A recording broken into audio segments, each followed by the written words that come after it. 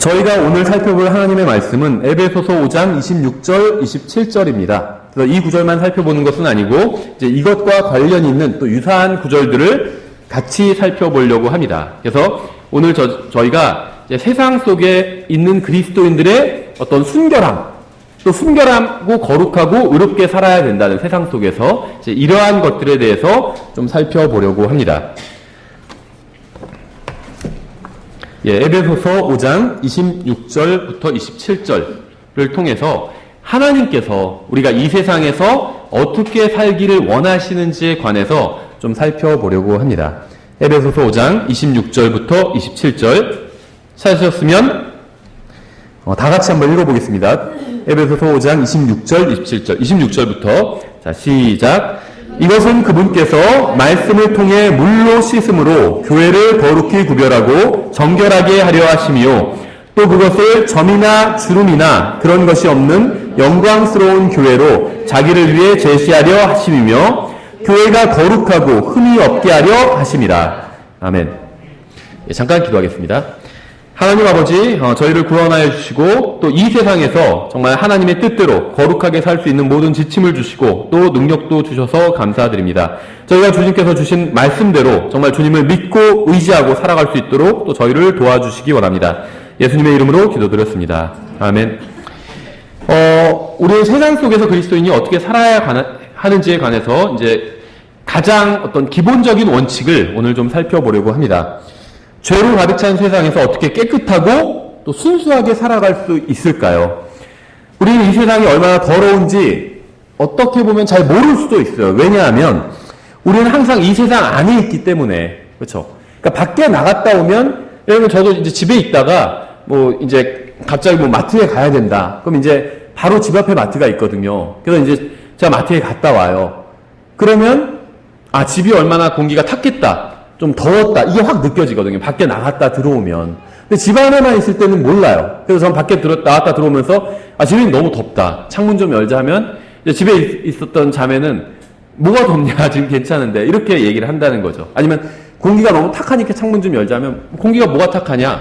모른다는 거예요. 안에 있으면. 근데 밖에 나갔다 들어오면 비교가 되죠. 그래서 공기가 좀 너무 탁하다. 이런 게 느껴진다는 겁니다. 그러니까 우리가 구원은 받았지만 우리의 몸이 그것도 우리의 혼은 구원받았고 영은 성령님과 예수 그리스도의 영과 완전히 하나로 연합되어 있거든요. 근데 몸은 이 세상에 그대로 살고 있다는 거죠. 그래서 그러다 보니까 우리가 이 세상이 얼마나 잘못되었고 더러운지를 잘 모른다는 거예요. 이 세상에 살면서 이 세상의 영향을 끊임없이 많이 받고 있기 때문에. 창세기를 보면 하나님께서는 소돔과 고모라의 사악함을 보고 괴로워하셨다고 말씀하고 있어요. 그래서 성경을 보면 하나님께서는 정말 악을 차마 보지도 못한다고 하시는 장면이 나오거든요. 그런 말씀이 나오거든요. 왜냐하면 하나님은 너무 거룩하시기 때문에 그 사람들이 사악하게 행하는 것을 견디지 못하는 거예요. 우리도 가끔 그럴 때가 있잖아요. 어떤 경우에 있어서 예를 들면 누가 죄를 짓는, 우리가 다 죄를 짓지만 어떤 특이한 사람이 죄를 짓는데 아주 극심하게 끔찍한 죄를 짓는 경우가 있잖아요. 그럼 뉴스에 막 대대적으로 보도가 되죠. 지금은 오래됐는데 옛날에 지존파, 막가파 이런 것들이 있었거든요. 그러면 그 사람들이 한 짓은 보통 사람의, 다 같은 죄이지만 보통 사람의 상상을 초월하는 그런 짓들을 벌였어요. 막 사람을 산채로 잡아놓고 막 죽이고 무슨 철창에 가둬놓고 막 불에 굽고 막 별짓을 다 했어요. 굉장히 끔찍한 짓을 많이 저질렀습니다. 그러면은 그런 것들을 사람들이 차마 다 보지를 못해요. 그렇죠. 그래서 막 모자이크 처리도 하고 뉴스에서는 너무 끔찍하기 때문에. 그러니까 하나님께서는 사람이 죄를 짓는 것을 보고 괴로워하셨다고. 하나님은 왜냐하면 너무나도 순수하고 거룩하신 분이기 때문에 그러한 인간이 하는 그런 죄를 보고 괴로워하신다는 거예요. 하나님께서는 우리를 순수함과 깨끗함과 거룩함으로 부르셨습니다. 그러니까 하나님께서 원하시는 것은 단순히 우리가 구원받는 게 아니에요. 하나님께서 우리가 단순히 죽어서 지옥에 가지 않는 것, 이런 걸 원하시는 게 아닙니다. 그건 당연한 거예요. 그러니까 하나님께서 우리에게 원하시는 것은 무엇이냐? 우리가 온전히 거룩해지는 겁니다. 여기까지는 대부분의 그리스도인들이 동의할 거예요. 하나님께서는 우리가 온전히 거룩해지기를 원하신다. 의롭고 거룩해지기를 원하신다. 아마 다 동의할 겁니다. 그런데 문제는 어디에 있냐면 죽어서 하늘나라에 가고 나면 거룩하게 사는 걸 원하시는 게 아니라 이 세상에서 지금부터 구원받은 순간부터 우리가 의롭고 거룩하게 살기를 원하신다는 거예요. 이게 이제 하나님과 우리의 생각이 서로 다른 겁니다. 우리는 일단 구원받았으니까 좀 됐다 이렇게 생각할지 몰라도 그건 시작에 불과해요. 그렇죠? 아기가 태어났으니까 이제 태어났으니까 됐다 그게 아니잖아요. 태어났으면 이제 정상적으로 자라가야 돼요. 그렇죠? 마찬가지라는 겁니다. 우리가 하나님께서는 우리가 말씀 안에서 자라가기를 원하신다는 거예요. 그리고 그 구원받은 이후에 거룩하고 의롭고 깨끗하게 마치 예수님께서 지상에서 사셨던 것처럼 우리도 그렇게 살기를 원하신다는 겁니다. 그래서 우리가 거룩한 삶을 사는 것이 죽어서 하늘나라에 가는 시작되는 것이 아니라 이 세상에서부터 시작되기를 원하신다는 겁니다. 주님께서는 성령님을 통해서 우리가 주님의 뜻대로 세상에서 의롭고 거룩하게 살 수 있는 능력을 이미 주셨습니다. 능력을 뭐 어디 가서 받아야 된다는 게 아니에요. 구원받은 사람은 다 성령님을 받았어요. 그럼 성령님께서는 사람이 거룩하고 의롭게 살 수 있는 능력을 공급해 주실 수 있다는 거예요. 본문에서는 주님께서 우리를 씻겨주시고 거룩하게 구별하셨다고 말씀하고 있어요. 주님께서 우리를 옛 생활과 옛 방식과 이 세상에 죄악된 모든 것으로부터 구별해 주셨습니다. 주님께서 우리를 구별해 주셨을 뿐만 아니라 또 씻겨 주셨어요. 구원받기 전에 우리는 세상에서 더러움 가운데 살고 있었습니다. 감사하게도 주님께서는 우리를 구원해 주시고 깨끗하게 해 주셨습니다. 그런데 주님께서는 우리가 그 깨끗함을 계속해서 유지하기를 원하시는 거예요. 물론 우리의 능력으로 유지할 수가 없어요. 성령님의 능력으로, 하나님의 능력으로, 예수 그리스도의 십자가의 능력으로 우리가 깨끗함을 유지하기를 원하십니다. 그래서 구원받을 때의 순수함을 계속 유지하기를 원하세요. 구원받을 때 어땠을까요? 기억나세요? 저도 기억이 났어요. 구원받을 때 감정이 막 슬픔과 기쁨이 계속 교차했거든요. 왜냐하면 기쁨은 이제 내가 구원받았다는, 하나님을 알게 됐다는 사실로 인해서 너무나도 기쁨이 넘쳐났어요. 근데 슬픔은 내가 정말 하나님 앞에서 큰 죄인이었구나. 그 구원받고 나서도 또 죄를 짓는구나. 이런 것으로 또 슬픔이 계속 있었습니다. 그래서 막 기뻐서 하나님께 막 찬양을 하다가 막 울기도 막 울고, 저 이제 성경을 읽다가 구원을 받았는데, 이제 집에서 이제 믿지 않는 사람도 있고 하니까 집에서 막 찬양하고 막 울고 할 수가 없잖아요. 그럼 이상하게 생각하시니까 부모님이. 그래서 밖에 나가서 공원에서 그랬거든요. 그럼 막 한밤중에 나가서 막 찬양을 하고 막 울고 웃고 하는 거예요. 그럼 저쪽에서 누가 오다가 돌아가요. 미친 뭔 줄 알고. 그죠? 저 같아도 그랬을 거예요. 그런 사람 보면. 어쨌든지 간에 하나님 앞에서 좀 잘 살아보고자 하는, 하나님의 뜻대로 살아보고자 하는 열망이 있었다는 거죠. 그렇죠? 구원받으면 대부분 정상적으로 구원을 받는다면 대부분 그런 열망이 있습니다. 이제는 정말 내가 하나님과 교제를 나누면서 하나님의 뜻대로 좀 살아봐야 되겠다. 이런 열망이 있다는 거죠. 구원받고 나서 시간이 지나고 나서 마음이 다시 타락하고 무뎌지면서 그런 열망이 사라지기는 하지만 많은 그리스도인들이 그래서 다시 하나님 앞에서 리바이벌이 필요한 거죠. 혼이 살아나는 리바이벌이 필요한 거예요. 근데 어쨌든지 간에 구원받고 나서 처음에 그런 열망이 있다는 거죠.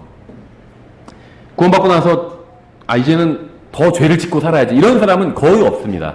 다 죄를 이제는 짓지 말고 정말 하나님의 뜻대로 살아봐야지. 이런 열망이 있다는 거죠.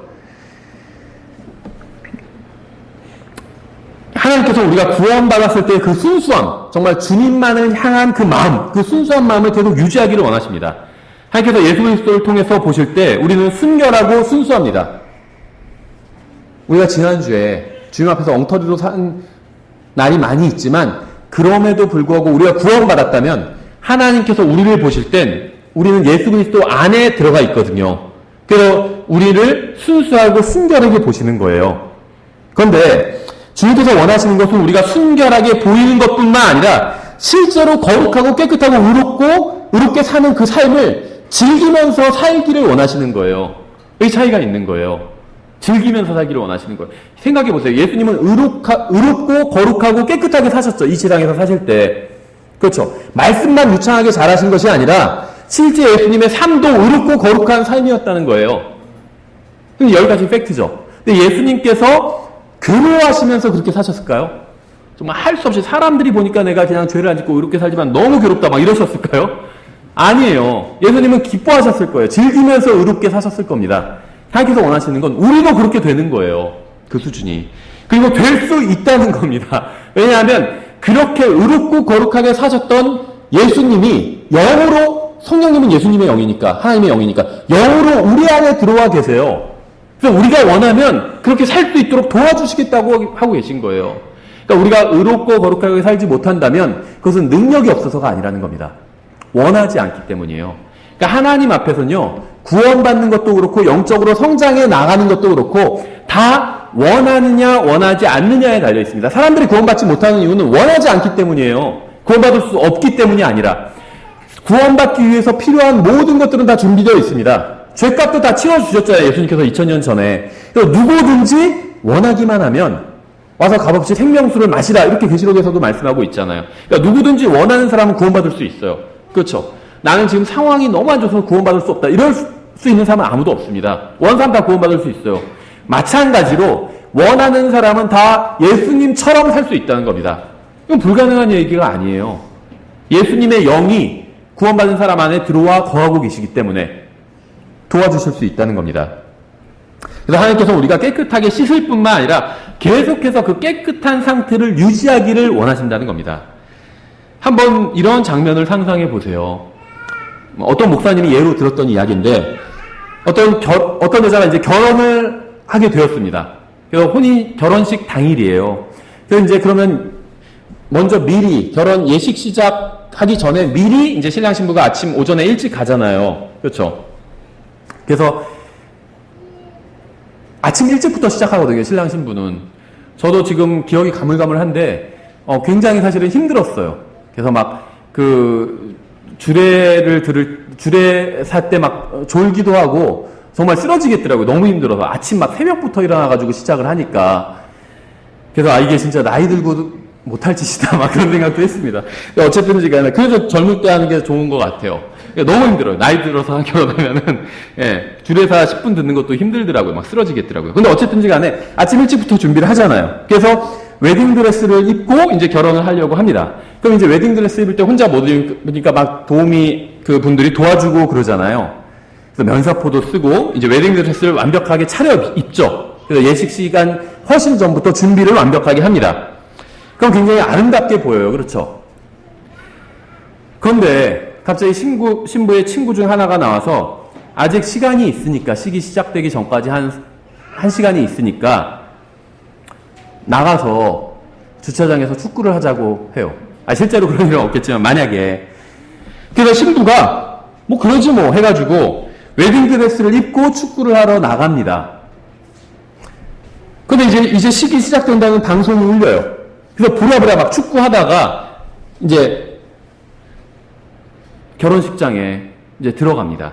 그러면 밖에서 얌전히 대기실에서 기다린 게 아니라, 깨끗한 상태를 유지하면서 기다린 게 아니라, 원래 웨딩드레스를 입을 때 깨끗한 걸 입었는데 나가서 한바탕 축구를 하고 왔어요.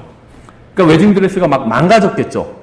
때도 묻고 막 찢어지고 막 태클도 당하고 해가지고 찢어지고, 예를 들면 그렇다면 어떻게 될까요? 뭐 실제로는 가능한 일이지 아니지만 한번 상상해보자면, 왜냐하면 우리가 그 상태거든요. 우리는 결혼식을 앞두고 있어요. 그래서 깨끗한 상태로 대기하고 있어야 됩니다. 그렇죠? 예수 그리스도와 만나서 엄청난 우리가 잔치를 벌이게 돼요. 깨끗한 상태로 유지하고 있어야 되는데 막 더러운 짓을 하고 다니는 거예요. 죄를 짓는다는 게. 전 웨딩드레스가 더러워졌다고 해서 신랑이 결혼을 취소해버리지는 않을 거라고 생각을 합니다. 그러니까 드레스가 더러워졌다고 해서 결혼식이 취소되지는 않을 거예요. 그렇죠? 드레스 왜 이렇게 더러워졌어? 오늘 결혼 못하겠다, 이러지는 않을 겁니다. 그러니까 결혼식은 진행되겠지만 신부는 부끄러움을 당하겠죠. 식이 진행되는 동안 신부는 자신의 모습을 부끄러워하면서 웨딩드레스를 입고 깨끗한 상태로 유지하지 못한 것을 아마 후회할 겁니다. 그렇죠? 그러니까 하객들은 정말 순백색의 드레스를 입은 신부를 기대했다가 흙과 먼지가 잔뜩 묻고 막 찢어진 드레스를 입은 신부를 보고 실망할 거예요. 신부가 정말 아름답다, 이렇게 말하는 대신 대체 웨딩드레스 입고 무슨 짓을 한 거야? 결혼할 사람이 무슨 짓을 하고 다닌 거야? 이렇게 수군대겠죠. 그러니까 하나님께 감사하게도 우리는 구원을 받았습니다. 주님께 감사하게도 우리는 예수 그리스도의 피로 깨끗이 씻김을 받았어요. 예수 그리스도께서는 어떤 일이 일어나도 우리를 쫓아내버리지 않으실 겁니다. 그러나 우리가 주님 앞에서 순결함과 깨끗함을 유지하지 못하고 드레스를 엉망으로 만들어버린 신부와 같다면 어떨까요? 그리스도의 심판석에서 그날에 많은 사람들이 예수 그리스도의 신부인 우리를 보고 주님께서 얼마나 아름다운 신부를 얻으셨는지 한번 보자. 천사들이 그러겠죠. 천사들은 주님과 오랫동안 있었어요. 근데 주님의 신부는 아니에요. 그렇죠? 주님을 섬기는 종들입니다. 그러니까 자기들의 주인이 얼마나 아름다운 깨끗한 신부를 맡는지 보고 싶겠죠. 천사들이. 그런데 천사들이 대체 신부가 무슨 짓을 했길래 드레스가 저꼴로 돼서 저렇게 나타났지? 휴거된 우리들을 보고 그러지 않을까요? 그럼 굉장히 창피한 일이겠죠. 에베소서 5장에서는 그리스도께서 우리가 구원받을 때 씻김받은 그대로 순결하고 깨끗하기를 원하신다고 말씀하고 있습니다. 그렇다면 우리가 어떻게 구원받을 때의 깨끗함과 순수함을 유지할 수 있을까요? 디모데전서 6장에서는 이렇게 말씀하고 있어요. 6장 13절부터 15절에 보시면 이렇게 되어 있어요. 모든 것을 살리시는 하나님의 눈앞에서와 본디오 빌라도 앞에서 선한 고백을 증언하신 그리스도 예수님 앞에서 내가 내게 명하노니 너는 우리 주 예수 그리스도의 나타나심이 있을 때까지 점도 없고 책망받을 것도 없이 이 명령을 지키라. 그분께서 자신의 때에 그 나타나심을 보이시리니 그분은 찬송받으실 유일한 권능자시오 왕들의 왕이시며 주들의 주시니라. 그러니까 에베소서 말씀과 좀 비슷하죠. 점도 없고 흠도 없는 것에 관해서 말씀하고 있어요. 성경은 예수 그리스도께서 그러하셨듯이 우리도 이 세상에서 선한 간증을 가지고 있어야 한다고 말씀하고 있습니다. 그렇다면 선한 고백과 선한 간증, 이게 무엇일까요? 이 선한 간증이라는 것은 진리를 단순하게 선포하는 것이 아닙니다. 이 선한 간증은 흠이 없는 거예요. 그렇다면 우리의 간증에 흠을 주는 것이 무엇일까? 흠집을 내는 게. 그게 바로 명령을 지키지 못하는 거예요. 그러니까 무슨 말이냐면 하나님의 말씀대로 살지 못하면 우리가 간증을 잃어버릴 수 있다는 겁니다. 그렇죠? 그러니까 다른 사람들이 봤을 때 흠집이 보이게 된다는 거예요. 주님께서 여러분을 구원하셨을 때 바로 그 순간에 여러분을 완전히 의롭고 거룩하게 만들어 주셨습니다. 그러니까 구원받은 그 순간 우리는 완벽하게 하나님 앞에서 의롭고 거룩한 사람이 된 거예요. 근데 여러분은 구원받은 순간에 하나님 앞에서 의롭고 거룩해졌습니다. 그러니까 주님께서 원하시는 것은 우리가 구원받은 이후에도 계속해서 온전히 의롭게 사는 겁니다. 흠이 없이 완전해지기를 원하시는 거예요. 왜냐하면 흠이 없는 삶은 우리가 증언하는 진리의 가장 큰 증거가 되기 때문에 예수 그리스도께서 자신을 죄로부터 구원해 주셨다고 하면서 계속해서 죄 가운데 거한다면 누가 그 말을 받아들이겠어요? 그렇죠. 예를 들면 제가 어떤 사람과 동업해서 일을 하고 있는데 안 믿는 사람과 동업해서 일을 하고 있어요. 예를 들면. 그런데 제가 그 사람에게 복음을 전해요. 하지만 일하면서는 예를 들면 기분 나쁘다고 막 욕을 하고 아니면 사람들을 속이고 고객들을 막 속여요. 부정한 짓을 저지르고. 그럼 옆에 있는 동료가 제가 전하는 복음을 듣고 하나님을 높이고 예수님 정말 훌륭한 분이구나 생각하고 예수님을 믿을까요? 그러지 않겠죠. 와, 이건 안 믿는 사람보다 더하네, 나보다 더하네, 이렇게 생각하겠죠. 하나님 믿는다고 그러고 하나님의 심판이 있다고 믿는다고 그러고 인생이 이 세상의 삶으로 다가 아니라고 그러고 죽음 이후에 진정한 삶이 있다고 하더니 완전히 그냥 이 세상의 모든 것을 건 사람처럼 사네. 와, 나보다 더하다, 이렇게 생각하겠죠. 그러니까 오직 예수 그리스도 한 분만으로 만족한다고 하면서 다른 사람보다 막 더 사기치고 고객을 속여서 더 이익을 많이 챙겨 먹고 한다면 누가 우리가 전하는 것을 받아들이겠습니까? 우리는 진리를 전해야 됩니다. 그리고 우리의 선하고 의로운 삶은 우리가 전하는 진리가 사실이라고 강하게 지지를 해줍니다. 히브리서 9장 14절에서 이렇게 말씀하고 있어요. 하물며 영원하신 성령을 통해 자신을 점없이 하나님께 드린 그리스도의 피는 죽은 행위로부터 너희 양심을 얼마나 더 많이 깨끗하게 하여 살아계신 하나님을 섬기게 하겠느냐, 이렇게 말씀하고 있어요. 그러니까 거룩하신 하나님이신 예수 그리스도께서는 이 세상에 오셨습니다. 그분은 온전히 하나님이셨고 동시에 온전히 사람이셨어요. 그분은 이 세상의 모든 사람들과 동일하게 시험을 받으셨지만 죄는 짓지 않으셨습니다. 주님께서는 인간의 몸을 입고 이 세상에 오셨을 때부터 십자가에 달려 죽으실 때까지 전혀 흠이 없었습니다. 주님께서는 어떠한 죄도 없었어요. 근데 여러분은 멀리 하늘나라에 계신 주님을 믿고 있는 게 아닙니다. 만약에 그렇다면 여러분은 큰 착각을 하면서 사는 거예요. 내가 기도하지만 너무 먼 분 같아. 그럼 여러분이 뭔가 중요한 걸 간과하고 있는 겁니다. 이 세상에 오셨다가 하늘로 가신 예수님께서는 성령님을 통해서 여러분 안에 들어와 계세요. 여러분 옆에 계신 것도 아니라 안에 들어와 계세요. 성령님께서. 그걸 알아야 돼요. 주님께서는 인간의 몸을 입고 이 세상에 계셨을 때 모든 시험을 이기고 승리하신 것처럼 지금 여러분의 몸 안에 계시는 중에도 동일하게 모든 시험을 이기고 승리하실 수 있습니다. 생각해 보세요. 예수님은 완전한 하나님이면서 완전한 인간이셨습니다. 그걸 어떻게 이해할 수 있을까요? 이해할 수가 없어요. 그래서 성경은 이것을 신비라고 부르고 있습니다. 비밀이 아니에요. 신비예요. 비밀은 아예 감춰둔 것이거든요. 감춰둔 걸 어떻게 알아요? 그렇죠? 제가 여기서 무엇인가를 감춰놓았다면 여러분이 알 수가 없거든요. 근데 신비는 뭐냐면 감춰놓지 않았어요. 보여줬는데도 그게 뭔지를 몰라요. 제가 무엇인가 꺼내면서 이게 뭔지 아시겠어요? 하는데 다 보면서 자세히 보면서도 저게 뭐지? 그런 게 신비예요. 그러니까 하나님께서는 인간의 몸을 입고 이 세상에 오셨습니다. 그래서 사람들에게 다 보여주셨어요. 근데 사람들이 이해가 안 돼요. 그래도 어떻게 하나님이면서 동시에 인간인지 이해가 안 돼요. 그래서 이제 그것을 이제 소위 말하는 성육신의 신비라고 하는 거거든요. 그런데 이제 그래서 제가 이런 말씀을 드리는 건 이제 저도 이해하지 못한다는 거예요. 완벽하게 여러분을 이해시키는 설명을 저도 드릴 수가 없습니다. 신비이기 때문에. 하지만 이제 좀 도움이 되는 차원에서 말씀을 드리면 예수님께서 어떻게 하나님이면서 어떻게 인간이었냐 여러 가지 측면이 있지만 예수님의 내면과 외면이 있잖아요. 그러니까 예를 들면 예수님의 영과 혼과 또 예수님의 육신이 있잖아요. 근데 예수님의 혼은 하나님이에요. 그러니까 예수님의 몸은 인간이었어요. 그러니까 그 인간 몸 안에 계신 예수님은 하나님이셨습니다. 그래서 동시에 하나님이면서 또 동시에 인간이신 거예요. 우리 같은 경우는 어떻죠? 저의 몸은 인간의 몸이죠. 저의 몸 안에 진짜 저 자신이 있잖아요. 이 진짜 저 자신, 이걸 성경에서는 혼이라고 부르거든요. 저의 혼도 인간이잖아요. 그렇죠? 그러니까 저는 인간의 몸 안에 인간의 혼을 가지고 있는 존재입니다. 100% 인간이에요. 하나님은 0%입니다. 저는 그렇죠. 그런데 예수님은 인간의 몸 안에 하나님이 들어가 계신 거예요. 예수님의 혼은 하나님이었기 때문에. 그래서 100% 하나님인 동시에 그건 예수님의 내면을 말하는 거예요. 혼. 100% 인간이었어요. 그건 예수님의 몸을 말하는 겁니다. 그렇죠. 그래서 100% 하나님이면서 동시에 100% 인간이셨던 거예요. 물론 이제 이게 다는 아니에요. 또 다른 측면이 있지만 그냥 이제 이 육신에 관해서는 그렇다는 겁니다. 그래서 마리아는 예수님의 어머니였습니다. 이건 맞죠? 마리아는 하나님의 어머니는 아니었어요. 예수님의 혼의 어머니는 아니었습니다. 저의 부모님은 저의 육신의 부모님이고 또 저의 혼의 부모님이에요. 그렇죠?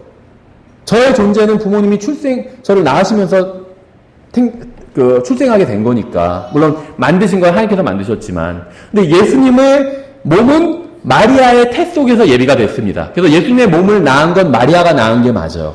근데 예수님의 혼은 마리아가 예수님을 낳을 때 생겨난 게 아니라는 거예요. 예수님의 혼은 그 전부터, 영원 전부터 계셨습니다. 그래서 마리아는 예수님의 몸, 인간으로 오신, 인간이신 예수님의 몸의 어머니였어요. 그러니까 마리아는 인간의 어머니였어요. 하지만 하나님의 어머니는 아니었다는 겁니다. 그렇죠? 예.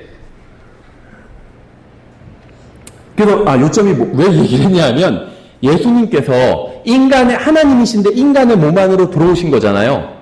그래서 예수님의 육체도 연약한 육체였어요. 이걸 성경은 보여주고 있죠. 그래서 때로는 피곤하시니까 주무시고, 또 식사를 안 하시면 배가 고프셨어요. 하나님인데도 불구하고 인간의 몸 안에 계셨기 때문에 밥을 안 먹으면 밥은 아니었겠죠. 유대인으로 오셨으니까. 빵을 안 드시면 배가 고프고, 그 다음에 잠을 안 주무시면 졸립기도 하시고, 인간의 육체 안에 오셨기 때문이에요. 그렇죠? 그러니까 무슨 말이냐 하면, 예수님께서 거하셨던 그 인간의 육체와 우리가 지금 거하고 있는 육체가 본질적으로는 같다는 것입니다. 그래서 100% 인간이라는 거예요.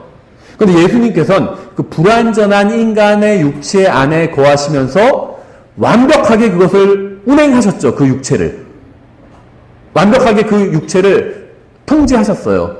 근데 그 완벽하게 통제하셨던 예수님께서 예수님을 믿는 우리들 안에 실질적으로 들어오신 거예요. 그렇죠? 그래서 성령께서 우리 안에 거주하신다는 게 그냥 진짜 있는 건 아니지만 거주하는 것으로 쳐준다는 게 아니라 실제로 우리 안에 거하십니다. 우리가 구원받았다면 실제 우리 안에 거하시는 거예요. 그 과거에 마리아의 태 속에서 예비되었던 그 예수님의 육신을 완벽하게 통제하셨던 그 육신을 가지고 연약한 육신이었지만 거룩하고 의롭게 사셨던 그 예수 그리스도께서 영으로 지금 우리 안에 들어와 계신다는 거예요. 그럼 이 육신도 거룩하고 의롭게 살 수 있도록 해주실 수 있다는 거예요. 통제의 권한을 넘겨드리면. 그렇죠? 그러니까 어떻게 보면 우리나라 지금 전시 작전 통제권이 미국에 가 있잖아요. 그러니까 어떤 의미에서는 주권 국가가 아니에요. 어떤 의미에서는 이게 뭐 비판할 수도 있고 그래도 우리는 아직 위험하기 때문에 그렇게 해야 된다 이렇게 생각할 수도 있죠. 그건 자유예요. 그런데 어떤 의미에서는 우리도 그래야 돼요. 예수님께 이 작전 통제권을 넘겨드려야 돼요. 예, 예수님께서 통제하셔야 돼요. 그러면 완벽한 승리를 이룰 수 있습니다. 죄에 대해서. 근데 왜 우리가 실패하는지 아세요? 내가 가지고 있기 때문이에요. 그래서 육신과 싸움이 일어났을 때 예수님 가만 계세요. 제가 얼마나 잘 싸웠는지 보여드릴게요. 해놓고는 쥐어 터지고 오는 거죠, 항상. 실패해서. 넘겨드려야 돼요. 대신 싸워야 돼. 내가 잘 못 싸우니까. 과거에 그런 애들이 있거든요, 동네에서. 막 다른 애랑 시비가 붙었어요. 근데 자기 싸움을 못해요. 그럼 어떻게 하죠? 형이 있어요. 형 얘기를 해요. 너 우리 형 부를 거야. 그럼 이제 무서워서 쟤는 이길 것 같은데 내가 나는 형도 없어요. 저는 누나만 있지. 쟤는 이길 수가 없어요. 쟤네 형이 오면. 그러니까 할 수 없이 한 수 접고 들어가는 거예요. 그래야 돼요. 나는 이길 수가 없어요, 마귀를. 왠지 아세요? 마귀는 나 같은 인간을 6,000년간 다뤄왔어요. 수십억의 인간을 다뤄왔어요. 그래서 전문가예요. 어떻게 하면 이기는지 쉽게 알 수 있어요. 마귀가 이기지 못하는 존재는 단 하나밖에 없어요. 예수 그리스도예요. 그래서 그분의 이름만 들어도 막 보험소문 벌벌 떨잖아요. 왜 지금 오셨습니까? 막 하면서 벌벌 떨잖아요. 그분이 싸우시게 해야 돼요. 그럼 100% 승리는 보장된다는 거죠. 우리가 싸우기 때문에 보장되지 못하는 거예요. 승리가 항상 지는 것이고. 베드로서 3장 13절에서 이렇게 말씀하고 있어요. 그럼에도 불구하고 우리는 그분의 약속에 따라 의가 거하는 새하늘들과 새 땅을 기다리는도다. 그러므로 사랑하는 자들아, 너희가 그러한 것들을 기다리나니. 여러분도 새하늘과 새 땅을 기다리시나요? 너희가 그러한 것들을 기다리나니 너희가 점도 없고 흠도 없이 화평 중에 그분께 발견되기를 힘쓰라. 그러면요, 우리가 거룩하고 깨끗한 곳을 기다리잖아요. 그래서 거기서 예수님과 함께 정말 제대로 한번 살아보고 싶다는 생각을 가지고 있잖아요. 그렇다면 거기서 거룩한 곳에서 살기에 적합하게 그렇게 대비하고 있으라는 거예요. 점도 흠도 없이 대비하고 있으라는 거예요. 성령께서 하시는 말씀을 잘 생각해 보세요. 우리는 지금 현재의 하늘과 땅이 다 타버릴 것을 다 알고 있습니다. 그렇죠? 주님께서는 새 하늘과 새 땅을 세우실 거예요. 이러한 사실을 모두 알고 있는 우리는 어떠해야 될까요? 점도 없고 흠도 없는 삶을 살아야 하지 않을까요? 자신을 깨끗하게 지켜야 하지 않을까요? 이 세상은 여러분이 이 세상과 어울려 살기를 원합니다. 잘 살기 위해서는 양심도 좀 속이고 거짓말도 좀 하고 어깨의 관행도 지키고 이러라고 얘기를 해요. 이미 구원받은 여러분이 이 세상 사람들처럼 똑같이 죄를 짓고 살기를 원합니다. 그럼 여러분이 전하는 진리가 아무런 능력도 없고 설득력도 없어지기 때문에, 만약 구원받은 사람과 구원받지 못한 사람이 똑같은 죄를 짓고 살아간다면 구원받지 못한 사람들은 구원받은 사람들이 전하는 진리의 말씀을 전혀 들으려고 하지 않을 것입니다. 만약 제가 하나님의 은혜로 신실하게 살아가면서 깨끗한 삶을 살고 복음을 전하면서 20년간 훌륭한 그리스도인으로 산다 할지라도 오늘 밤 제가 부정한 짓을 저지른다면 그동안 선하게 살았던 것은 모두 아무 소용이 없게 돼요. 그렇죠? 간증을 잃어버리게 된다는 거예요. 단 하나의 흠과 단 하나의 점과 단 하나의 죄로 모든 것을 망쳐버릴 수 있다는 겁니다. 그래서 주님께서는 성경에 거듭해서 점도 없고 흠도 없이라는 말을 하고 계신 거예요. 단 하나의 점과 하나의 흠과 하나의 죄가 수십 년 동안 쌓은 모든 간증을 망쳐버릴 수 있습니다. 물론 주님께서 모든 죄를 용서해 줄 수 있지만 이 세상 사람들은 그렇지 않죠. 그러니까 예수 그리스도의 피로 씻을 수 없는 죄는 없습니다. 우리는 이 사실을 잘 알고 있어요. 그런데 이 세상은 그러한 진리를 믿지 않아요. 그래서 단 하나의 죄로 우리의 모든 선한 간증이 사라져버릴 수 있다는 겁니다. 우리는 예수 그리스도께서 놀라우신 분이고 대단한 분이라고 이야기를 합니다. 예수님께서 우리를 구원해 주시고 우리에게 엄청난 일을 해주셨다고 말합니다. 이 세상 그 무엇보다 예수님이 소중하다고 얘기를 합니다. 말로는. 그런데 우리가 신실하지 않게 살고 있다면 이런 말은 아무런 의미 없는 공허한 소리일 뿐이에요. 아무리 주님이 최고라고 말해도 이 세상을 추구한다면 그건 거짓말일 뿐입니다. 제가 간증을 망친다면 그것은 단지 저의 간증만 망친 것이 아니라 우리의 간증을 망친 게 됩니다.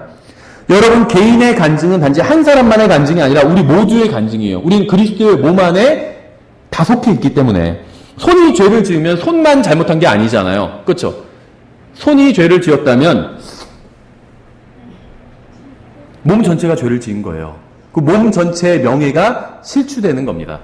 옛날에 뭐 미국에서 진짜 있었던 일인지는 모르지만 예화집 같은 거 보면 그런 얘기 나오더라고요. 어떤 사람이 남의 물건을 훔쳤어요. 그 판사 앞에 가서는 제가 훔친 게 아니라 제 손이 훔친 겁니다. 이랬대요. 판사가 뭐라고 했을까요? 그럼 그 손을 잡아 넣겠다 그랬대요. 다 딸려가요, 몸도. 그렇죠.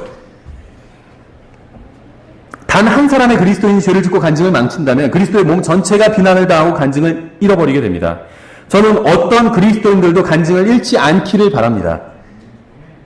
어떤 목사도 간증을 잃지 않기를 원해요. 어떤 그리스도인도 죄를 짓지 않기를 원합니다. 왜냐하면 어떤 그리스도인의 간증도 그 사람 개인만의 간증이 아니기 때문에 우리는 한 몸이에요.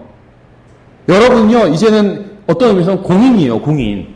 예수 그리스도의 대사예요. 다. 목사만 대사가 아니에요. 여러분 다 대사입니다. 여러분이 세상에서요, 양심을 속이고 잘못된 짓을 하고 거룩하지 않게 살면 여러분만 욕먹는 게 아니라 예수님도 욕먹게 돼요. 예수님도. 그렇다면 우리는 어떻게 깨끗함을 유지할 수 있을까요? 하나님께서는 우리가 순수하고 순결하고 깨끗하고 점도 없고 흠도 없기를 원하십니다. 우리는 어떻게 그러한 상태를 유지할 수 있을까요? 빌립보서 4장 8절에서 이렇게 말씀하고 있어요. 끝으로 형제들아, 무엇이든지 진실한 것과 무엇이든지 정직한 것과 무엇이든지 의로운 것과 무엇이든지 순수한 것과 무엇이든지 사랑스러운 것과 무엇이든지 좋은 평판이 있는 것과 덕이 되는 것과 칭찬이 되는 것이 있거든 이러한 것들을 곰곰이 생각하라. 이렇게 말씀하고 있어요. 여러분이 간음을 생각하기 전엔 결코 간음을 행하지 않을 겁니다. 그렇죠. 우연히 간음을 행했다 이런 사람은 없어요. 뭔 우연이에요. 다 계획하고 했지. 그 여자 어디서 만나고 어떻게 꼬시고 어떻게 해야지 이렇게 계획하고 해요. 죄를 지을 때요. 대부분은 다 물론 실수로 죄를 짓는 경우도 아주 뭐 정말 가뭄에 콩나듯이 있겠지만 죄를 짓는 건요. 다 철저한 계획하게 죄를 짓습니다. 그렇죠. 우연히 간음을 하고 이런 건 없어요. 철저한 계획하에 간음을 저질러요. 막 머릿속으로는 사전 모의까지 해요.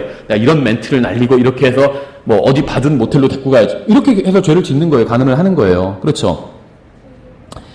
여러분이 무엇인가 죄와 관련된 것을 생각하기 전에는 결국 그 죄를 짓지 않을 겁니다.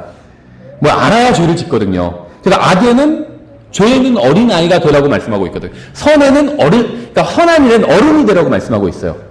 뭐 말하냐면 어른들은 잘 알잖아요. 선한 일에는요, 잘 알아야 된다는 거예요. 조사하고, 내가 이 선한 일을 어떻게 해야 될 것인가. 조사하는 거예요. 그게 복음을 전하는 것이든, 교회를 섬기는 것이든, 조사하고, 연습도 해보고, 요즘 막 뭐 하려고 그러면, 옛날엔 이제 뭐 책을 찾아봤는데, 그 다음엔 인터넷 검색을 해보죠. 요즘은요, 인터넷 검색으로 끝나는 게 아니라 유튜브 동영상을 봐요. 그럼 다 자세하게 나와요. 그렇죠? 그래서 뭐 궁금해서 검색해보면, 유튜브 동영상 보면, 뭐, 그게 어떤 주제가 됐든 자세하게 나오더라고요. 마찬가지예요. 선한 일도 막 조사하고 하면 더 잘할 수 있어요. 선한 일을. 근데 그걸 하고 싶지 않기 때문에 안 하는 거거든요. 어떤 분들은 복음을 전하고 싶은데 잘 못 전했다. 유튜브 쳐보세요. 복음 전도 방법. 쫙 자세하게 나와요. 네, 안 해서 그렇지. 그렇죠. 근데 악한 것만 막 검색하죠. 폭탄 제조 방법. 이런 거 치면 또 다 나와요. 예. 네, 그러니까 죄를 짓는 방법. 이런 거 다 나와요. 그렇죠. 그래서 그런 거 막 열심히 준비해서 죄는요, 우연히 짓는 게 아니에요. 다 열심히 준비해서 죄를 짓는 겁니다. 그럼 생각해보세요. 여러분이 길을 가고 있을 때 주위에 있는 간판을 보게 되죠. 간판 볼 때가 있어요. 그렇죠. 저희도 이제 아이들이 글 읽기 시작하면 아마 가는 간판마다 다 볼 거예요. 예전에 이제 어떤 가족이랑 같이 차를 타고 가는데 아이가 글을 배우기 시작하니까 간판들을 막 다 읽더라고요.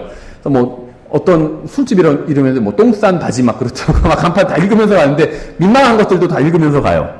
그런데 간판을 한번 보면서 가는 것과 그 간판을 생각하면서 가는 것은 큰 차이가 있습니다. 그렇죠? 그러니까 여러분이 무엇인가를 볼 수는 있지만 그것을 생각하지 않을 수는 있어요. 그렇죠? 무엇인가를 보는 것과 그것을 생각하는 것과는 서로 완전히 별개의 일입니다. 여러분은 여러분의 생각을 통제함으로 여러분의 손과 발과 몸을 통제할 수 있습니다. 우리는 이 세상에서 여러 가지를 보면서 살아가요. 이 세상을 전혀 보지 않고 살 수는 없어요. 그렇죠? 그러나 우리는 그러한 것을 생각하면서 살아가지 않을 수는 있습니다. 하나님께서 원하시는 것은 생각하지 않고 관심을 갖지 않으면서 살 수 있다는 거예요. 주님께서는 이 세상에도 순수한 것들이 있다고 말씀하십니다. 우리는 그러한 것들을 생각해야 돼요. 하나님께서는 인간과 언약을 맺으셨습니다. 주님께서는 인간이 스스로 언약을 맺기를 원하세요. 그러니까 우리 하나님과 약속을 했죠. 근데 하나님께서 원하시는 건 우리 자신과도 약속을 하기를 원하신다는 거예요. 욥은 그런 적이 있어요. 어떤 약속을 했냐면 안 찾으셔도 돼요. 욥기 31장 1절에서 욥이 이런 말을 했어요. 내가 내 눈과 언약을 맺었거늘 어찌하여 처녀를 생각하랴. 자기 스스로 눈과 약속을 했대요. 여자들을 생각하지 않기로. 왜 여자들을 생각하지 않기로 했을까? 결혼한 사람이 결혼해서 자녀들이 10명이나 있었잖아요. 그러니까 생각 안 하기로 한 거예요. 그렇죠. 이 말씀에 의하면 우리가 보는 것은 생각하는 것과 관련이 있습니다. 내 눈과 언약을 맺었고 보는 거 얘기하고 있죠. 어째 처녀를 생각하랴. 왜 어떤 거 자꾸 생각나는지 아세요? 보기 때문이에요. 자꾸 보기 때문이에요. 보기 때문이에요. 여러분이 보는 것은 항상 통제할 수가 없는 경우가 있을지 몰라도 생각하는 것은 항상 통제할 수 있습니다. 여러분은 순결함을 유지하기 원하시나요? 점도 없고 흠도 없기를 원하시나요? 그렇다면 게으름을 버려야 돼요. 그러니까 마음이 가는 대로 따라가지 말아야 됩니다. 게으름이란 건 마음이 가는 대로 따라가는 게 게으름이에요. 마음이 방황하지 못하게 해야 됩니다. 지금도 방황하는 분도 있을 거예요. 몸은 교회에 앉아있지만 마음은 벌써 막 맛집을 탕방하고 있는 분도 있어요. 끝나고 나서 어디서 맛있는 거 먹으러 가야지 막 이렇게. 그게 방황하는 거예요. 몸은 교회에 와 있는데 그 두 탕자 비우면 탕자가 그랬어요. 그렇죠. 작은 아들은 몸이 떠나간 거고 큰 아들은 몸뚱아리 집에 있었지만 마음이 떠나갔어요. 그렇죠. 그럴 때가 많이 있어요. 마음이 방황하지 못하게 해야 돼요. 마귀는 여러분의 생각을 장악하기 위해서 많은 것들을 고안했습니다. 여러분이 보는 것이 순수하지 않는 것이라면 여러분의 마음속으로 들어오지 못하게 해야 돼요. 가능하면 순수한 것을 보지 말아야 돼요. 근데 보이는 걸 안 볼 수는 없잖아요. 문제는 2번 본다는 거예요. 3번 보고 돌아보고 자꾸만 보고 싶네 막 이런 노래도 있잖아. 순수하지 않은 걸 자꾸만 보고 싶은 거예요. 그러면 이제 그게 마음속으로 들어오거든요. 한 번 본 건 문제가 되지 않아요. 보는 것은 생각에 영향을 끼칩니다. 예레미야가 3장 51절에도 있어요. 똑같은 말이. 내 도시의 모든 딸들로 인하여 내 눈이 내 마음을 상하게 하는도다. 이게 욥기 31장 1절과 같은 말씀이요. 내 도시의 모든 딸들로 인하여 내 눈이, 그러니까 욥기에서도 내 눈이 내가 내 눈과 언약을 맺었거든 이러죠. 그런데 욥기에서는 내가 어찌 처녀를 생각하랴 이러죠. 예레미야에서는 내 눈이 내 마음을 상하게 하는도다. 그러니까 욥기에 의하면 눈과 보는 것과 생각이 관계가 있어요. 근데 예레미야 애가에 의하면 보는 것과 마음이 관계가 있어요. 왜냐하면 생각과 마음이 밀접한 관계가 있거든요. 그러니까 이 예레미야와 욥기는 같은 것을 진술하고 있습니다. 그러니까 죄에 대한 말씀은 아니지만 눈과 마음이 관련이 있다는 것을 보여주고 있죠. 여러분이 주의하지 않는다면 여러분의 눈으로 본 것으로 인해서 여러분의 마음이 움직이게 됩니다. 여러분의 마음이 여러분이 본 것에 영향을 받는다는 거예요. 그래서 주님께서는 여러분이 눈과 마음의 여러분의 눈과 여러분의 마음 사이에 있는 여러분의 생각을 다른 곳에 두라고 말씀하고 있는 겁니다. 그래서 생각이 중요한 거예요. 눈이 있죠. 마음이 있죠. 생각이 그 중간에 있어요. 눈으로 우리가 본 것이 들어와서 생각을 거쳐서 마음으로 내려가게 되거든요. 그래서 마음을 확 사로잡게 되는 거거든요. 그래서 여러분의 생각을 다른 곳에 두라는 거예요. 다른 것을 생각하는 겁니다. 눈으로 보는 거 어쩔 수 없어요. 그런데 눈으로 본 것을 마음으로 내려보내지 말라는 거예요. 생각에서 커트하라는 겁니다. 그리고 오히려 생각이 거룩하고 의롭고 참된 것, 막 이런 것들 빌립보서에서 열거 있잖아요. 그런 것들을 생각해서 마음으로 내려보내라는 거예요. 그렇죠? 여러분이 잘못된 것을 본다 할지라도 여러분이 바른 것을 생각하면 여러분의 마음도 바른 곳에 있을 수 있습니다. 디모데후서 2장 22절에 이렇게 말씀하고 있어요. 또한 청년의 정욕을 피하고 오직 순수한 마음으로 주를 부르는 자들과 함께 의와 믿음과 사랑과 화평을 따르라. 이렇게 말씀하고 있습니다. 청년의 정욕을 피하래요. 무슨 말씀일까요? 뭐 여러 가지를 의미하고 있는데요. 이게 청년에게 물론 해당되는 말씀이죠. 청년은 다른 사람보다 더 막 정욕이 일어나요. 그렇죠? 예쁜 여자를 보면 사귀고 싶고 어떻게 좀 해보고 싶고 이런 게 일어나요. 그렇죠? 근데 나이가 들면 그런 마음이 없는 건 아닌데 귀찮아지고 힘이 없어요. 그래서 예쁜 여자를 봐도 뭘 어떻게 하긴 뭘 어떻게 해. 그냥 만사가 귀찮고 힘이 없어요. 그렇죠? 그런데 그렇다고 해서 마음이 없는 건 아니에요. 죄는 똑같이 진다는 거죠. 그러니까 이 말씀은 디모데후서 2장의 말씀은 1차적으로 청년에 대한 말씀은 맞아요.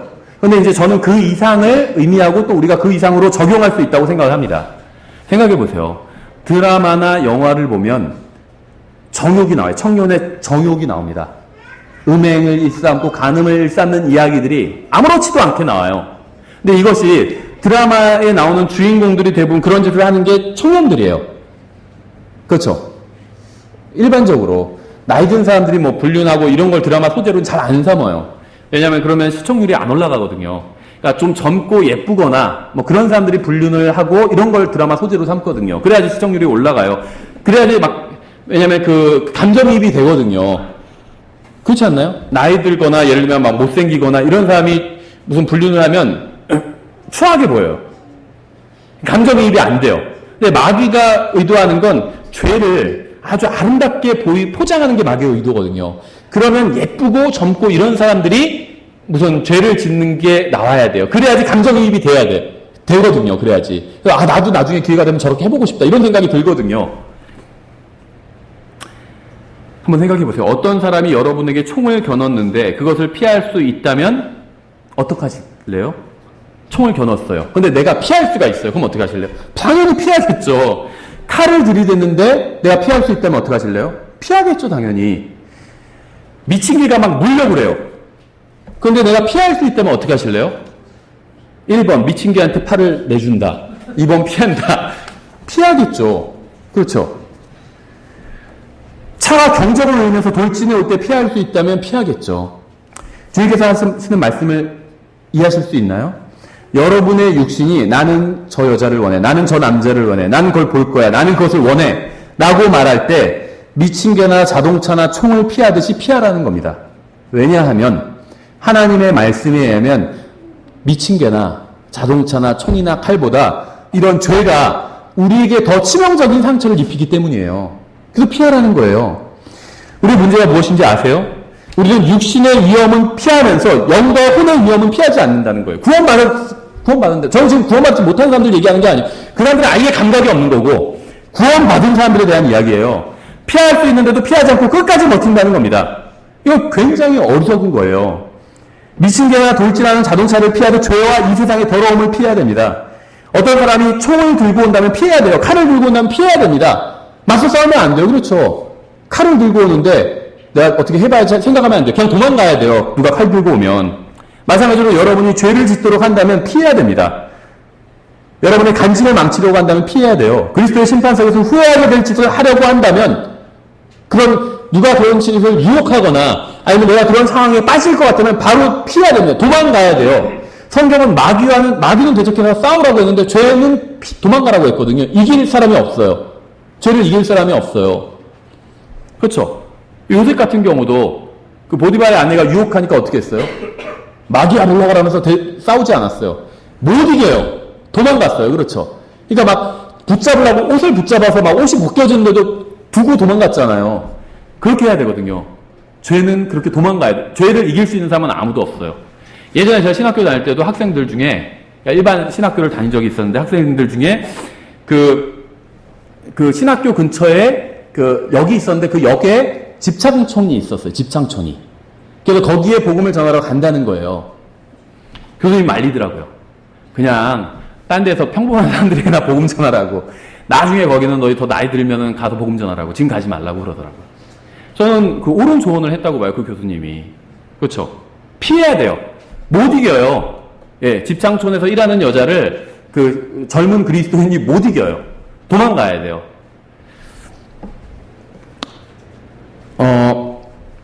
자신을 이 세상의 더러움으로부터 지키는 방법은 바른 것을 생각하고 죄를 피하는 겁니다. 근데 야고보서 3장에서는 또 이런 식으로 말씀하고 있어요. 17절에서 그러나 위로부터 난 지혜는 첫째 순수하고 다음으로 화평하고 부드럽고 간청을 잘 들어주며 긍휼과 선한 열매로 가득하고 차별이 없고 위선이 없나니. 그러니까 순수한 상태를 유지하고 싶으신가요? 그렇다면 전능하신 하나님께서 하신 말씀을 기억해야 됩니다. 이 세상의 지혜로는 순수함을 지킬 수가 없다는 거예요. 그러니까 순수함을 지키기 위해서 위로부터 오는 하나님께로부터 난 지혜가 있어야 된다는 겁니다. 하나님께서 무엇이라고 말씀하시는지 알아야 돼요. 알고 있는 그 말씀을 믿어야 됩니다. 믿은 말씀대로 살아야 돼요. 그러면 주님 앞에서 정결하고 거룩하고 의롭고 순결하게 살 수 있다는 겁니다. 순결함을 유지할 수 있는 방법은 오직 한 가지밖에 없어요. 바른 분으로부터 바른 조언을 듣는 겁니다. 하나님께서 자신의 말씀을 통해서 여러분의 순결함을 유지할 수 있는 조언을 해주실 거예요. 여러분의 친구나 구원받지 않은 이웃이나 잡지에 나온 말이나 인터넷에서 들은 말들은 여러분을 순결하게 지켜줄 수 없습니다. 오직 위에 있는 하늘로부터 주신 하나님의 말씀만이 여러분을 순결하게 지켜줄 수 있어요. 성경을 붙드십시오. 그것만이 순결함을 유지할 수 있는 유일한 길이에요. 그 말씀대로 믿고 실행하는 길만이. 순수한 것을 생각하세요. 죄를 피하십시오. 하나님의 말씀에서 지혜를 구하세요. 우리가 악한 이 세상에서 거룩하고 의롭고 순결하게 사는 것에 관해서 베드로후서 3장에서 이렇게 말씀하고 있어요. 1절 2절에서 사랑하는 자들아, 내가 이제 둘째 서신을 너희에게 쓰노니 내가 이 두 서신 안에서 기억을 통해 너희의 순수한 생각을 일깨우고자 함은 너희가 전에 거룩한 대언자들이 전한 말씀들과 주 곧 구원자의 사도인 우리에게서 받은 명령을 명심하게 하려 함이라. 여러분이 순결함을 유지하기 위해 무엇을 해야 될까요? 순결함에 대한 말씀을 계속 거듭해서 들어야 됩니다.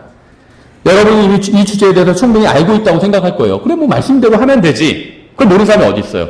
죄를 피하기 위해서는 말씀대로 하면 되지. 그거 다 알고 있어요. 그렇죠? 그런데 설교도 들었고 성경 구절도 알고 있어요. 그렇게 자기가 잘 안다고 생각할지 몰라요. 근데 만일 이 세상이 여러분이 죄를 짓도록 유혹하는 것을 그만둔다면 설교자도 또 죄를 대적하는 설교도 듣지 않아도 됩니다. 그러니까 사람들이 죄를 유혹하고 죄를 정당화하고 죄를 변명한 것을 멈춘다면 이런 설교를 더 이상 들을 필요가 없을 거예요. 그러나 이 세상이 죄를 짓도록 유혹하고 있는 한 여러분은 가능한 자주 죄를 짓지 말라는 이런 말씀을 반복해서 자주 들어야 됩니다. 사람들이 한 번 들은 것을 평생 실행한다면 얼마나 좋을까요? 그러나 그렇게 하는 사람 거의 없어요. 그래서 성경은 같은 말씀을 반복해서 계속 하고 있는 거예요. 점도 없고 흠도 없고 지금 제가 여러 번 반복했잖아요. 그리고 우리는 반복해서 같은 설교를 들어야 됩니다. 성경은 반복해서 정욕을 피하고 순수한 생각을 가지라고 말씀하고 있어요. 주님께서는 바른 것을 생각하라고 하셨습니다. 청년의 정욕을 피하라고 말씀하셨어요. 하늘에 계신 하나님께로부터 지혜를 구하라고 말씀하셨어요. 의를 선포하는 설교를 반복해서 들으라고 하셨습니다. 이제 마지막으로 요한일서 3장을 보면 요한일서 3장 1절부터 3절에 이렇게 되어 있어요. 보라, 아버지께서 어떠한 사랑을 우리에게 베푸사 우리가 하나님의 아들들이라 불리게 하셨는가. 그런즉 세상이 우리를 알지 못함은 세상이 그분을 알지 못하였기 때문이라. 사랑하는 자들아, 이제 우리는 하나님의 아들들입니다. 우리가 앞으로 어떻게 될지는 아직 나타나지 아니하였을 때 그분께서 나타나시면 우리가 그분과 같게 될 줄 아노니 이는 우리가 그분께서 계신 그대로 볼 것이기 때문이라. 그분 안에서 이 소망을 가진 자마다 그분께서 순결하신 것 같이 자기를 순결하게 하느니라. 예수 그리스도의 그 다시 오심을 사모하는 자들에게 주님께서 상급을 약속해 주셨잖아요. 어떤 사람들은 성경 잘 모르는 경우에 그거 다 나도 그 상급 받겠다. 나도 주님 다시 오시길 기다리거든. 이렇게 생각하거든요. 주님 안 오시는 것보다 오는 게 더 낫다. 이렇게 생각하는 사람들에게 상급을 주시겠다는 게 아닙니다. 예수 그리스도의 재림을 기다린다는 건 그분께서 순결하신 것 같이 자기를 순결하게 한다는 거예요. 이 상태로 주님을 만나는 겁니다. 생각해 보세요. 우리가 죄를 질 때 있잖아요. 죄를 짓는 그 순간에 주님을 만나기 원하세요? 그건 아니겠죠. 순결하게 이왕이면 복음 전하다가 예배 드리다가 예수님을 만나면 제일 좋겠죠. 그렇잖아요. 그럼 그래도 덜 겸연쩍될 거 아니에요. 한창 신나게 죄를 짓고 있는데 갑자기 위로 올라와서 주님 만나면 얼마나 벙찌겠어요. 그렇죠. 그러니까는 정말 주님의 재림을 기다리는 사람은 순결하신 것 같이 자기를 순결하게 하면서 기다립니다. 그렇죠. 이건 매우 간단한 문제예요. 단순하고. 다른 남자 간음을 하려는 여자가 있다고 한번 가정을 해볼게요. 남편이 출근한 사이에 이제 간통을 하려고 그래요. 근데 남편이 잠시 후에 온다는 사실을 알고 있다면 간통을 할까요? 예를 들면 그렇죠. 남자를 부를까요? 남편이 지금 예를 들면 쓰레기 버리러 나갔어요. 그러면 다른 남자 부를까요? 안 부르겠죠. 5분도 안 돼서 돌아와요. 남편이 쓰레기 버리고 안 불러요. 남편이 출장을 가요. 2박 3일로. 그럼 어떻게 할까요? 부르겠죠. 자기 남자친구를. 그렇죠. 요한일서 3장은 우리가 자신을 순결하게 하기 위한 좋은 동기를 알려주고 있습니다. 만일 예수님께서 오늘 오신다면 내가 하려고 하는 일을 계속할 수 있을까요? 만일 예수님께서 오늘 오신다면 내가 그 일을 하는 중에 주님을 만나도 괜찮을까요? 이것은 우리가 우리 자신의 순결함을 지키는 매우 강력한 동기가 될 수 있습니다. 만일 여러분이 회개 보고를 해야 하는 분이 어느 순간에라도 오실 수 있다는 사실을 여러분이 안다면 여러분은 그분이 원하시는 일을 할 겁니다. 여러분은 순결한 상태를 유지하기 원하시나요? 그렇다면 주님을 만나는 것을 생각해 보세요. 오늘 주님을 만나게 된다. 순결한 상태를 유지하기 원하시나요? 그렇다면 예수 그리스도께서 오늘 지금이라도 오실 수 있다는 사실을 기억하셔야 돼요. 만약 주님께서 오늘 오시는 것을 안다면 방탕한 생활을 하지는 않을 겁니다. 주님께서 오늘 오시는 것을 안다면 여러분은 세상으로 가지 않을 거예요. 그렇죠? 어떤 사람은 어떻게 평생 순결한 상태로 살 수 있냐, 또 어떻게 평생 하나님의 말씀을 순종하는 삶을 살 수 있느냐, 이렇게 반문하는 사람도 있습니다. 그러한 삶이 불가능하다고 주장하는 사람도 있어요. 그래서 평생 죄를 짓지 않고 순결하게 살 수 있다고 주장하는 건 이단이다. 이렇게 주장하는 사람들도 있어요. 실제로. 그런데요. 죄를 짓고 살지 않을 수 있다는 게 이단교리라는 건 말이 되지 않아요. 오히려 죄를 짓고 살겠다는 게 이단교리지. 이단이라는 게 다른 게 이단이 아니에요. 하나님께서 말씀하시지 않은 것을 주장하는 게 이단이죠. 하나님께서는요. 죄를 짓지 않고 살 수 있다고 말씀하셨어요. 단 조건이 있죠. 성령님께 모든 순간 내어드린다면 죄를 짓고 살지 않을 수 있어요. 그렇죠. 한번 생각해 보세요. 1분 동안, 평생은 너무 기니까 1분 동안 하나님의 명령에 순종하면서 순수한 것을 생각하고 순결하게 살 수 있을까요? 1분. 그렇게 어려워 보이지 않죠? 1분이라면 아마 많은 사람들이 할 수 있다고 말할 겁니다. 그렇다면 그렇게 하나님의 뜻대로 사는 1분을 보내고 또다시 1분 동안 하나님의 뜻대로 사는 것은 어떨까요? 그것도 가능할 거예요. 그러니까 그렇게 1분씩 주님께서 오실 때까지 연장하면 주님께서 오실 때까지 순결하게 하나님의 뜻대로 살 수 있다는 겁니다. 앞으로 50년을 어떻게 순결하게 살지 걱정하지 마세요. 오늘 하루 순결하게 살 수 있다면 앞으로 50년도 순결하게 살 수 있는 거예요. 세상이 더럽고 타락하고 죄로 물들었다고 해서 우리도 그럴 필요는 없습니다. 하나님께서는 우리를 사랑하셔서 우리를 위해서 가장 좋은 것들을 성경에 기록해 주셨어요. 우리가 성경을 따른다면 최고의 인생을 살 수 있고 하나님을 기쁘시게 해드릴 수 있습니다. 하나님께서는 우리가 풍성한 삶을 살게 하기 위해서 성경을 주셨습니다. 거룩하고 의롭고 정직하고 선하게 사는 것은 어리석은 게 아니에요. 이 세상 어리석다고요. 그렇죠? 아이 바보같이 조금만 양심을 속이면 잘 먹고 잘 살 수 있는데 더 수입을 많이 올릴 수 있는데 수입이 2배가 될 수 있는데 저 사람 바보같이 왜 그렇게 안 하지? 왜 이렇게 고지식하지? 되게 어리석다. 이렇게 얘기할 수 있어요. 세상은. 근데 하나님의 말씀대로 사는 건 어리석은 게 아니에요. 그렇죠. 하나님을 기쁘시게 해드리는 삶은 어리석은 삶이 아니에요. 가장 성공한 삶이에요. 이 세상에는 좀 수입이 줄어들 수 있지만 하나님 앞에서 영원한 보물을 쌓는 일이에요. 그것이. 하나님의 뜻대로 사는 것은 어리석은 게 절대 아닙니다. 정직하게 사는 것은 손해보는 게 아니에요. 이 세상에는 손해를 볼 수 있지만 하나님 앞에선 잘했다고 칭찬을 듣게 되고 상급을 받게 돼요. 하나님의 말씀대로 사는 삶은 실패한 인생이 아니에요. 성공한 인생이에요. 이 세상에서는 좀 안 풀릴 수도 있지만 성공한 인생이에요. 우리의 인생의 진정한 평가는 그리스도의 심판전으로 이루어집니다. 만약 여러분이 이 세상에서 손해를 감수하고 하나님의 말씀대로 살았다면 여러분은 그리스도의 심판석에서 결코 상을 잃어버리지 않을 겁니다. 자매님들, 순결을 지키십시오. 특히 젊은 형제 자매님들. 절대 부끄러운 일이 아니에요. 세상 사람들은 오히려 놀릴 수도 있어요. 그렇죠? 순결하게 살면 야, 너 조선시대 사람이냐? 그럴 수 조선시대에도요. 다 죄질 사람 다 졌어요. 그렇죠? 근데 막 조선시대 사람이냐? 무슨 막 그렇게 욕할 거예요. 나중에 그리스도의 심판석에서 나중에 하나님의 심판대 앞에서 그렇게 얘기했던 사람들이 부끄러움을 당하게 될 겁니다. 형제님들, 젊은 형제님들 순결을 지키십시오. 그건 부끄러운 게 아닙니다.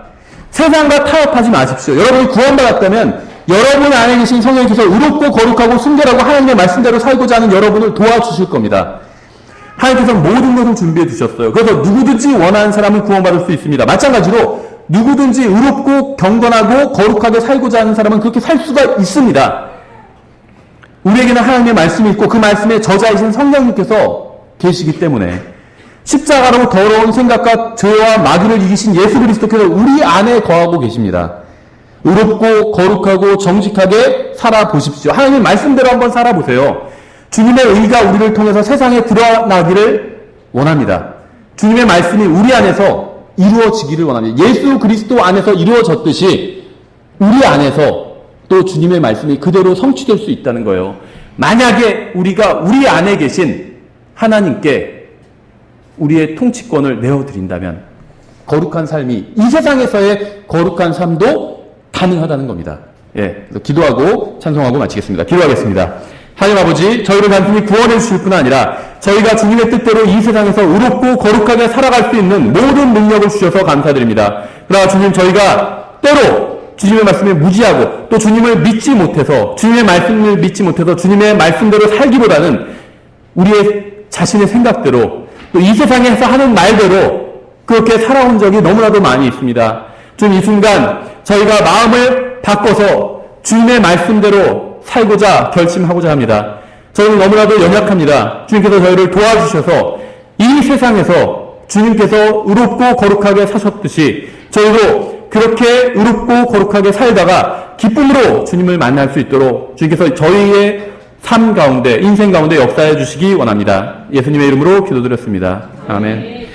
예, 일어나셔서 찬송가